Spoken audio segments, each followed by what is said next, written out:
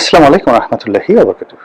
সম্মানিত দর্শক, আজকের এই দিনটিতে অর্থাৎ ফেব্রুয়ারি মাসের 17 তারিখে খুব ঝড়ের গতিতে সংসদ সদস্য যারা আছেন তাদের শপথ গ্রহণ অনুষ্ঠিত হলো, মন্ত্রী পরিষদ গঠিত হলো এবং মন্ত্রীদের শপথ গ্রহণের পর রীতিমতো মন্ত্রণালয়ও বন্টন করা হয়ে গেল। এবং এই বিষয়গুলো নিয়ে মোটামুটি বাংলাদেশে বেশ আলোচিত হচ্ছেন, কারা কোন মন্ত্রী হলেন, কারা কোন মন্ত্রণালয় পেলেন, এবং মোরাললেস একটা বড় রাজনৈতিক দল ভালোই হয়েছে, খারাপ হয়নি। এটা আমি আর একটা ভিডিও করব। এর কারণ হলো যে পরিপূর্ণভাবে আসলে কোনো রাজনৈতিক দলই সবাইকে খুশি করে মন্ত্রিপরিষদ গঠন করতে পারে না, বা দলীয় মনোনয়নের ক্ষেত্রেও অনেকের যাকে বলা হয় ক্ষোভ থাকে, বিক্ষোভ থাকে, রাগ থাকে, ক্রোধ থাকে। তো সেই দিক থেকে তারেক রহমান সাহেবের যে মন্ত্রী পরিষদ তার দলের জন্য, তার নিজের লোকের জন্য নিঃসন্দেহে একটা স্বস্তিদায়ক। এর কারণ হলো তিনি মোরাললেস তার যারা আপনজন আছেন, প্রিয়জন আছেন, সবাইকে তিনি ইনক্লুড করতে পেরেছেন। কিন্তু এখানে যে বিষয়টি লক্ষ্য করা সেটি হলো ডক্টর মোহাম্মদ ইউনূসের খুব ঘনিষ্ঠজন ছিলেন এবং আমেরিকার যে লবি, সেই লবির যিনি প্রধান ব্যক্তি জনাব খলিলুর রহমান। তো সেই খলিলুর রহমান পররাষ্ট্রমন্ত্রী রূপে টেকনোক্র্যাট কোঠায় তিনি এই সরকার অন্তর্ভুক্ত হয়েছেন। এবং খলিলুর রহমান সাহেব যেহেতু আছেন, এখানে অনেকগুলো সমীকরণ কাজ করছে। ফার্স্ট সমীকরণ হলো খলিলুর রহমান, তার ভাই আদিলুর রহমান শুভ্র, তারপর সৈয়দা রেজওয়ানা হাসান এবং চিত্রশিল্পী যে শহীদুল আলম এবং স্বয়ং ডক্টর মোহাম্মদ ইউনূস, এরা সবাই এই সরকারের সঙ্গে স্টিল এখনো আছেন। তারা থাকুন বা না থাকুন, তাদের ছায়া, তাদের শক্তি, তাদের প্রভাব, তাদের প্রতিপত্তি এই সরকারের উপর যে আছে, সেটা মার্কিন ডিপ স্টেট বলেন, পেন্টাগন বলেন, স্টেট ডিপার্টমেন্ট বলেন, কিংবা ইউরোপীয় ইউনিয়নের আশীর্বাদ বলেন, পুরোটাই এই সরকারের সঙ্গে আছে। তার প্রমাণ এই খলিলুর রহমান সাহেবকে দিয়ে। এখন যদি রাষ্ট্রপতি পদে ডক্টর মোহাম্মদ ইউনূস নিয়োগ লাভ করেন, এবং এটা সম্ভাবনা সম্ভবত বেশি, সেক্ষেত্রে এই সরকারকে আসলে ডক্টর মোহাম্মদ ইউনূস সরকারের একটি ছায়া সরকার আপনি বলতে পারবেন। অথবা এই সরকারের উপরে জামাতের একটা প্রচন্ড প্রভাব থাকবে। জামাত এখানে যাই করুক না কেন, যাই বলুক না কেন, বিরোধী দলের থেকে সে যত কিছু করুক, রাজপথে যা কিছু করুক না কেন, এই যে এক খলিলুর রহমান সাহেব এর নিয়োগের মাধ্যমে ইট মিনস এখানে একটা সমঝোতার রাজনীতি হয়েছে, সমঝোতা নির্বাচন হয়েছে, এবং সমঝোতার এই রাজনীতি নির্বাচন চলতে থাকবে। আপনাকে আমাকে বুদ্ধু বানানোর জন্য, বেকুব বানানোর জন্য অনেকগুলো ঘটনা ঘটবে, অনেক অনেক কথা বলবে, আমি কাউকে হিট করতে চাই না, এবং এটা এতটা সূক্ষ্মভাবে ঘটবে যেটা শেখ হাসিনার জামানাতে স্থূল মনে হতো। যেমন তিনি বিরোধী দলীয় নেত্রী বানিয়েছিলেন কাকে? রওশন এরশাদকে। তার বিরোধী দলীয় নেতা ছিলেন জি এম কাদের। এগুলো মানুষের রং তামাশা, হাস্যরসের বিষয় ছিল। পার্লামেন্টকে তারা জমাতে পারতেন না। মাঝে মধ্যে মুজিবুল হক চুন্নু সাহেব, মাঝে মধ্যে কাজী ফিরোজ রশিদ সাহেব, তারা কিছু সরকার বিরোধী বক্তব্য দিতেন। বিশেষ করে কাজী ফিরোজ রশিদের বক্তব্য ব্যাপকভাবে আলোচিত হতো। কিন্তু ওই যে জাতীয় পার্টি একটা গৃহপালিত বিরোধী দল, এই কারণে কি হতো, তাদের সেই বক্তব্যগুলো জনসাধারণের কাছে শুনতে ভালো লাগতো, ক্যানভাসারের মতো, কিন্তু ওটা মানুষের হৃদয়ে দাগ কাটতো না। এইবার এটা আরো ম্যাটিকুলাসলি, এত চমৎকার ভাবে করা হবে যে আপনি বুঝবেন, প্রতিদিন আপনি থ্রিল হবেন। আজকে হচ্ছে, আজকে জামাতেই কাজ করেছে, আজকে হাসনাত আব্দুল্লাহ ফাটিয়ে ফেলেছে, নাহিদ ইসলাম, ও মাই গড, এত সাহস! আমরা তো মনে করছিলাম নাসিরউদ্দিন পাটোয়ারির অনেক সাহস, কিন্তু এখন দেখছি যে নাহিদ ইসলামের অনেক বেশি সাহস। সে পার্লামেন্টে প্রধানমন্ত্রী তারেক রহমান সাহেবকে এত সমালোচনা করলেন। এরপর রুমিন ফারহানা বলবেন, সমালোচনা করবেন, তাকে দেখে সবাই বলবে মারহাবা মারহাবা, এ বাঘের বাচ্চা, এই হাঁস মাকড়ায় জিতেছে, কিন্তু তার আচরণ হাঁসের মতো নয়, সিংহী, বাঘিনী, রায় বাঘিনী, এইরকম ভাবে কথাবার্তা বলবেন।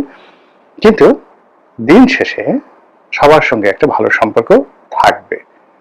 এর কারণ হলো যে বাংলাদেশে এখন এই মুহূর্তে যে চলমান সমস্যাগুলো আছে আওয়ামী লীগের অবর্তমানে, সেখানে যদি দেশটা ভালো মতো না চলে আমরা তো ক্ষতিগ্রস্ত হব।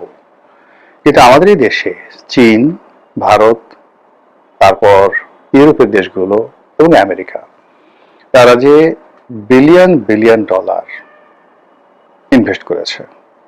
এই মুহূর্তে আমাদের যে বৈদেশিক ঋণ প্রায় 130 কোটি ডলার, 130 বিলিয়ন ডলার। তো 1 বিলিয়ন যদি আপনি 12,000 কোটি টাকা ধরেন, তাহলে 130 বিলিয়ন ডলারে কত লক্ষ কোটি টাকা হয় বৈদেশিক ঋণ। এটা IMF দিয়েছে, ADB দিয়েছে, জাইকা দিয়েছে, অনেক, এমনকি ভারতের ঋণও আছে। তো এই ঋণগুলো তো বাংলাদেশ থেকে তুলে নিতে হবে। এই জন্য বাংলাদেশে একটা স্ট্যাবল সরকার গঠন করার জন্য আন্তর্জাতিক চক্রগুলো, যারা পরস্পরের বিরুদ্ধে অনেক সময় যুদ্ধ করে, কিন্তু তারা এখানে যুদ্ধ না করে সরকারের মধ্যে একটা নেগোসিয়েশন তারা করে দিয়েছে। এবং সেই নেগোসিয়েশনের হাত ধরে আওয়ামী লীগের সঙ্গে, ভারতের সঙ্গে, চীনের সঙ্গে, আমেরিকার সঙ্গে এখানে একটা গোপন সমঝোতা হয়েছে পরিবেশ পরিস্থিতি স্টেবল করার জন্য। এখানে আওয়ামী লীগের লোকজন যারা খুব উগ্র, তারা যদি মনে করে এই নেত্রী ঢুকে পড়বেন, কালকে আওয়ামী লীগ ক্ষমতা দখল করে ফেলবে, এটা কিচ্ছু হবে না। আমরা এই গত 17 মাসে দেখুন অনেকে অনেক কথা আমরা প্রেডিক্ট করেছি, অনেক কথা বলেছি, কিন্তু ঘটনাটা আমেরিকার ইচ্ছে মতোই হয়েছে আজকের এই দিনে। এবং এটা হয়তো এই ইলেকশন হতো না, 5 বছর থাকতো যদি ডক্টর মোহাম্মদ ইউনূস ফেল করতেন না, মানে উনি যদি সফল হতেন। কিন্তু তিনি সফল হতে পারেননি। ফলে কি হলো, এখানে খেলোয়াড় পরিবর্তন করা হয়েছে। মাঠ ঠিক আছে, দর্শক ঠিক আছে, চিত্রনাট্য ঠিক আছে, ডায়ালগ ঠিক আছে, সব কিছু ঠিক আছে। এখন এই যে নতুন মাঠ, নতুন খেলোয়াড়, তারা যদি আবার সফল হয়ে যান, তাহলে এগুলো স্বাভাবিকভাবে থাকবে, নতুন কোনো খেলোয়াড় আপাতত আসবে না। যেমন শেখ হাসিনা, মানে তার যে 2014, 18, 24 এই নির্বাচন যে ভালো হয়নি, এটা আওয়ামী লীগের চাইতে তো কেউ ভালো জানতেন না। আবার এই নির্বাচন যে খারাপ হয়েছে, এটা তো আমেরিকা জানতো, ভারত জানতো, কিন্তু তারপরেও তারা তার প্রতি সমর্থন রেখেছিল। এই কারণ হলো তিনি পুরো পরিস্থিতি নিজের হাতে রাখতে পেরেছিলেন, প্রতিপক্ষকে নিয়ন্ত্রণ করতে পেরেছিলেন। তার যারা মেন্টর ছিলেন দেশে দেশের বাইরে, সবাইকে তিনি অকাতরে সুযোগ সুবিধা দিতে পেরেছিলেন। ভারত খুশি ছিল, চীন খুশি ছিল, আমেরিকা খুশি ছিল। ফলে তিনি অনেকটা সৌদি রাজপুত্রের মতো বা সৌদি বাদশার মতো বাংলাদেশে বাদশাহী করে গেছেন। এবং তার যে পতন, এটা অনেকটা নিয়তির ডাকে তাকে চলে যেতে হয়েছে। একটা সার্কেল আছে বাংলাদেশে। আসলে গত 100 বছরের যদি ইতিহাস ধরেন, সেই ইতিহাসে আপনি দেখবেন যে আপনি রীতিবিরুদ্ধ কাজ করলে 10 বছরের বেশি আপনি টিকতে পারবেন না। আপনি পাক ভারত উপমহাদেশে যারা এই একদলীয় শাসন, স্বৈরাচারী মিলিটারি রুল যারা চালিয়েছে, তারা উইদিন 10 বছরের মধ্যে তাদের চলে যেতে হয়েছে। আপনি আইয়ুব খান আপাতমস্তক সফল ছিলেন, 10 বছর তার পূর্ণ হয়ে গেছে। 69-এর গণ অভ্যুত্থান খুব ছোট্ট একটা বিষয় নিয়ে একটা গণ অভ্যুত্থান হয়ে গেল, যেভাবে বাংলাদেশে 24-এর গণ অভ্যুত্থান হলো। সেই গণ অভ্যুত্থানে আইয়ুব খান ক্ষমতাচ্যুত হলেন, ইয়াহিয়া খান এলেন, টিক্কা খান এলেন, এটা মুক্তিযুদ্ধ হলো, দেশ আলাদা হয়ে গেল।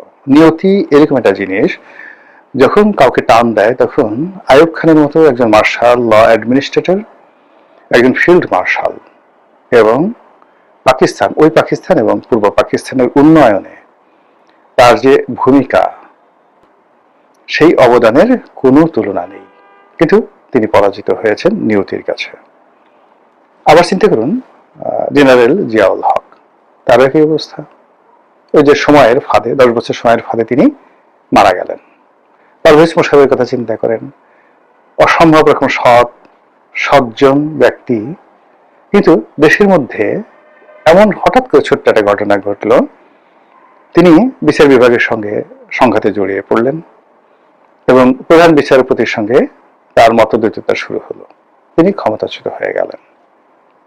হিসাব করে দেখেন 9 বছরের মাথায় পারভেজ মোশাররফকে চলে যেতে হলো।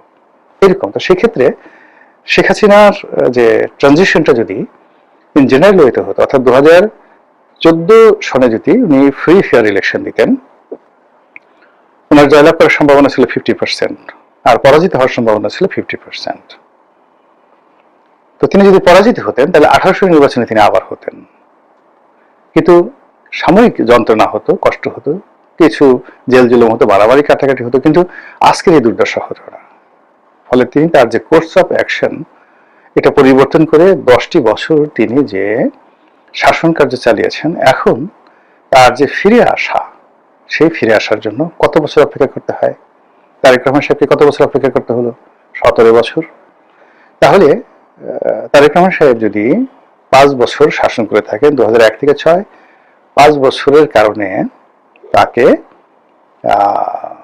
17 বছর অপেক্ষা করতে হয়েছে।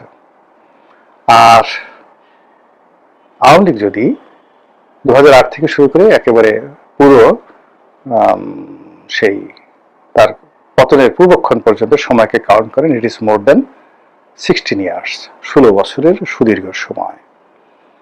এই সুদীর্ঘ সময়ের জন্য তাকে কতদিন অপেক্ষা করতে হবে কে জানেন? একমাত্র মহান আল্লাহ রাব্বুল আলামিন জানেন।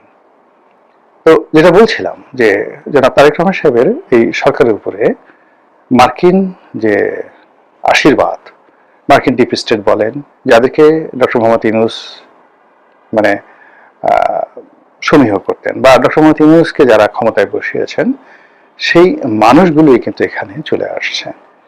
আপনারা আওয়ামী লীগ জমানাতে একটা গোপন বৈঠকের কথা শুনেছিলেন ব্যাংককে। সেখানে বাংলাদেশে অনেকগুলো রাজনীতিবিদ তারা গিয়েছিলেন, এবং একজন লোক সিআইএর এজেন্ট রূপে নিজেকে পরিচয় দিয়ে তারা সেখানে নিয়ে গিয়েছিলেন। সেটা একদম 100% যে মিথ্যা ছিল এটা আমি কি করে বলবো? সেই লোক এখন জেলে, কিন্তু তিনি যাদেরকে দাওয়াত করে নিয়ে গিয়েছিলেন তারা সবাই এই ক্যাবিনেটে আছেন এবং এই পার্লামেন্টে আছেন। অথচ রাজনৈতিকভাবে তারা একে অপরের সাথে মানে শত্রু যে কজন গিয়েছিলেন, এবং তাদের যদি Awami League BNP fair competition হয় তাহলে এই সকল লোক নমিনেশন পেতেন না আর নির্বাচনে বিজয়ী হতে পারতেন না। তারা দ্য পার্ট। এটাতে আপনি কি বুঝলেন? সামথিং হ্যাপেনিং, কিছু ঘটে চলেছে, একটা ধারাবাহিকতা আছে। আবার অন্যদিকে যাদেরকে আমরা ভারতের দালাল বলতাম, বিএনপির মধ্যে যে সমস্ত লোকজন ভারতের দালাল বলতাম, রায়ের দালাল বলতাম, সে সমস্ত লোক এই বর্তমান সরকারে কিভাবে আছে? অত্যন্ত পাওয়ারফুল ক্ষমতাধর ব্যক্তি হিসেবে তারা আছেন। আর সেটা যেভাবে হচ্ছে তাতে দিল্লির কি গ্রিন সিগন্যাল নেই? তাহলে আপনি যদি হিসাব করেন যেখানে আমেরিকার যে পলিসি, সেই পলিসি এখনো চালু আছে, আর গত 17 মাসে দিল্লিকে যেভাবে দূর দূর করে ডক্টর মোহাম্মদ ইউনূস তাড়িয়ে দিয়েছিল, সেই দিল্লি কিভাবে ফেরত এসেছে, কতটা প্রভাব নিয়ে এসেছে এটা বুঝতে পারছেন। শেখ হাসিনার জামানাতে পুরোটা সময় দিল্লির চোখ দিয়ে ভারত, মানে দিল্লির চোখ দিয়ে বা ভারতের চোখ দিয়ে আমেরিকা বাংলাদেশকে দেখেছে। আমার মনে হচ্ছে আমেরিকা ঠিক তার সেই পুরনো নীতিতে ফিরে গেছে। এখন এটা কি আওয়ামী লীগের জন্য ভালো হবে? এখনো বলা যাচ্ছে না। বর্তমান সরকার তারা যদি ভারতের সঙ্গে সম্পর্ক ভালো স্থাপন করে তাহলে সেক্ষেত্রে আওয়ামী লীগের প্রতি তারা করুণা দেখাবে, মানে দিল্লি করুণা দেখাবে, কিন্তু আওয়ামী লীগকে স্থাপন করার জন্য তারা তোড়জোড় করবে না, যেভাবে গত 17 মাসে তারা তোড়জোড় করেছে। ডে বাই ডে এই সরকার যদি ভালো করে আওয়ামী লীগের লোকজন হতোদ্যম পড়বে, শেখ হাসিনা হতাশ হয়ে পড়বে। আর যাই বলেন না কেন, রাজনীতি, ব্যক্তিগত জীবন, প্রেম, ভালোবাসা, সব জায়গাতে ঈর্ষা মারাত্মক একটা রোগ। আপনি অপছন্দের মানুষকে যদি ক্ষমতায় দেখেন, প্রতিটা মুহূর্তে আপনি রোগাক্রান্ত হয়ে পড়বেন। এই সরকারে যারা প্রধানমন্ত্রী হয়েছেন, মন্ত্রী হয়েছেন, এমপি হয়েছেন, এদের অনেককে আওয়ামী লীগের অনেক লোক ব্যক্তিগতভাবে অপছন্দ করেন, ঈর্ষা করেন, হিংসা করেন, দেখলে তাদের মেজাজ গরম হয়ে যায়। তো সেই মানুষদেরকে একটা ভালো পজিশনে দেখার ফলে আওয়ামী লীগের যারা লোকজন এরা ঘুমাতে পারবেন না, মানতে পারবেন না। যে যেখানে থাকবেন সেখানে তাদের ডায়রিয়া হয়ে যাবে, তাদের নিউমোনিয়া হয়ে যাবে, অনেকের শরীরে ক্যান্সার বাসা বাঁধবে, অনেকের ব্রঙ্কাইটিস হবে, অনেকের ফুসফুস ফুটো হয়ে যাবে। এবং এই অবস্থায় যে এই যে একটা টানা পড়েন, হিংসা দূর করার জন্য যে মেডিটেশন দরকার, যে উদারতা দরকার, যে পরিবেশ দরকার, সেটা প্রবাসী থেকে সম্ভব নয়। ফলে আগামী দিনগুলোতে ভারত যদি চায়ও, আওয়ামী লীগের অনেক লোকের টাকা সাহায্য করতে পারবেন না। আওয়ামী লীগের কিছু কিছু মানুষ খুব দ্রুত বুড়ো হয়ে যাবেন, খুব দ্রুত মানসিক ভারসাম্য হারিয়ে ফেলবেন এই 2-3 মাসের মধ্যেই। আবার আওয়ামী লীগের যারা দেশের মধ্যে আছেন তাদের মধ্যে থেকে, বা ইভেন দেশের বাইরে যারা আছেন তাদের মধ্যে থেকে হয়তো নতুন নেতৃত্ব তৈরি হয়ে যাবে। আর এভাবেই রাজনীতির যে ভ্যাকুমগুলো সেগুলো পূর্ণ হয়ে যাবে। আজ তারেক রহমান সাহেব 62 বছর বয়সে প্রধানমন্ত্রী হলেন। বলা হয় যে দেশের সরকার প্রধান হিসেবে এ যাবৎকালে যারা ক্ষমতা নিয়েছেন, সেটা প্রেসিডেন্ট হিসেবে নিন বা প্রধানমন্ত্রী হিসেবে নিন, জনাব তারেক রহমান সাহেব সবচেয়ে, যাকে বলা হয় এখানে বয়স্ক মানুষ। মানে ইতিপূর্বে যারা হয়েছেন, তারা যাদের বয়স 60 বছরের নিচে ছিল তারাই সরকার প্রধান হয়েছেন অথবা রাষ্ট্রপ্রধান হয়েছেন। সেটা জিয়াউর রহমান বলেন, এরশাদ বলেন, শেখ হাসিনা, খালেদা জিয়া, ইভেন বঙ্গবন্ধু বলেন, সবার একই অবস্থা হয়েছে। তো তারেক রহমান সাহেব প্রাজ্ঞ মানুষ, 62 বছর বয়স, 17 বছর প্রবাস জীবন, সরাসরি রাজনীতির সঙ্গে জড়িত সেই বলতে গেলে 91 থেকেই। তো এই যে 91 থেকে তার সুদীর্ঘ রাজনীতির এই অভিজ্ঞতা নিয়ে তিনি আজ এখানে আছেন। তো সেদিক থেকে আপনি যদি সজীব ওয়াজেদ জয়ের বয়স ধরেন, 70-এ তার জন্ম, মুক্তিযুদ্ধের সময় 71-এ তার জন্ম, তো সেই অর্থে তার বয়স এখন কত, 55 বছর। 5 বছর পরে বা 7 বছর পরে যদি তিনি অভিষিক্ত হন, তাহলে তার বয়স হয়ে যাবে ঠিক 60 বছর, 62 বছর। 10 বছর পরে যদি তিনি আসেন, তার বয়স হয়ে যাবে 65 বছর। এবং এখন যে সজীব ওয়াজেদ জয়কে দেখছেন, এর সঙ্গে আপনি আরো 3 মাস আগে সজীব ওয়াজেদ জয়কে মেলাতে পারবেন না। যেভাবে আজ থেকে 5 বছর আগে তারেক রহমান সাহেবকে যারা দেখেছেন, এখনকার তারেক রহমান সাহেবের সঙ্গে আপনারা কি মিলাতে পারছেন? চেয়ার একটা মানুষকে ব্যাপক পরিবর্তন ঘটিয়ে ফেলে, ক্ষমতা একটা মানুষের মধ্যে ভীষণ রূপান্তর ঘটায়। বর্তমান পরিস্থিতিতে আওয়ামী লীগের মধ্যে অনেক নেতার রূপান্তর ঘটবে, অনেকে হারিয়ে যাবেন, অনেকে নিত্য নতুন ভাবে উদ্ভাসিত হবেন, জ্বলে উঠবেন। এবং সেই অর্থে পুতুল, জয়, ববি, অন্যান্য যারা আছেন, শেখ পরিবারের যারা লোকজন, তারা যে তারেক রহমান সাহেবের শক্ত প্রতিদ্বন্দ্বী হবেন না, এ কথা কিন্তু বলা যাচ্ছে না। এ কারণে পরিস্থিতি তাদেরকে সেভাবে গড়ে তুলবে, এবং তখন যদি তারা সেই সফলতার জায়গায় যেতে পারেন। আজ তারেক রহমান সাহেব একসময় আমেরিকার দ্বারা বলতে গেলে নিষিদ্ধ ছিলেন, আমেরিকা থেকে পছন্দ করেন। এখন সেই আমেরিকা তারেক রহমান সাহেবকে সমর্থন দিতে বাধ্য হচ্ছেন, তার সরকারের সঙ্গে সম্পর্ক স্থাপন করতে বাধ্য হচ্ছেন। যে দিল্লি একসময় মুখ ফিরিয়ে নিয়েছিল, এখন সেই দিল্লি তার ছায়া তারেক রহমান সাহেব সরকারের উপরে বিস্তার করে রেখেছেন। আর যে দিল্লি এখন আওয়ামী লীগকে আশ্রয় প্রশ্রয় দিয়ে রেখেছে, হয়তো তারেক রহমান সফলতায় তারা দূরে সরে যাবে, কিন্তু আগামী দিনে যে আবার দিল্লি তাদেরকে বুকে জড়িয়ে ধরবে না, সে কথা কিন্তু বলা যাচ্ছে না।